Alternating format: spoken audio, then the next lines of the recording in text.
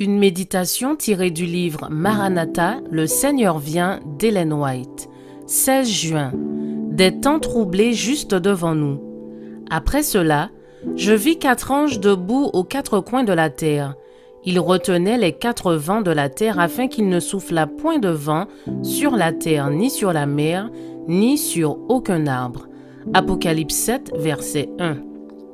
4 anges puissants retiennent encore les 4 vents de la terre.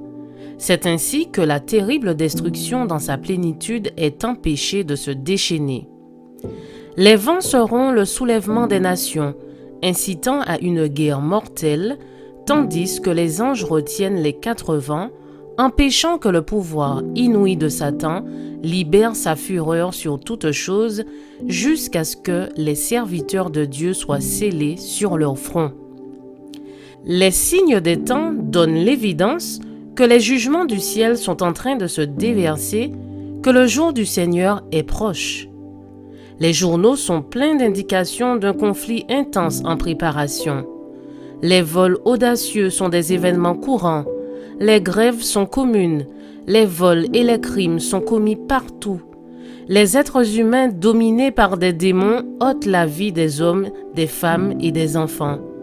Toutes ces choses démontrent que la venue du Seigneur est imminente. En ce moment même, l'esprit modérateur de Dieu se retire du monde.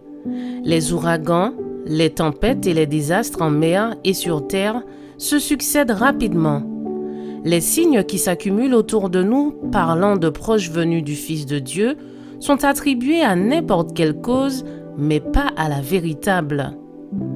Déjà, le moment où il y aura dans le monde une telle douleur qu'il n'y aura aucun baume humain pour la soulager est sur nous. Et même avant que ne survienne sur le monde la dernière grande destruction, les monuments mettant en évidence la grandeur de l'homme s'effondreront dans la poussière. Les jugements punitifs de Dieu tomberont sur ceux qui persévéreront dans le péché, bien que se trouvant en face d'une grande lumière. De coûteux immeubles réputés incombustibles seront érigés.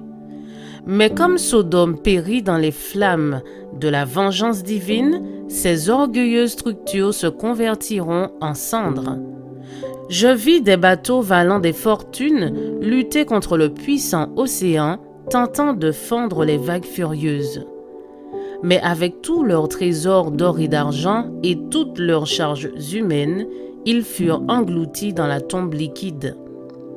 Mais au milieu du tumulte et de l'excitation, de la confusion qui domine partout, il y a une œuvre à accomplir pour Dieu dans le monde.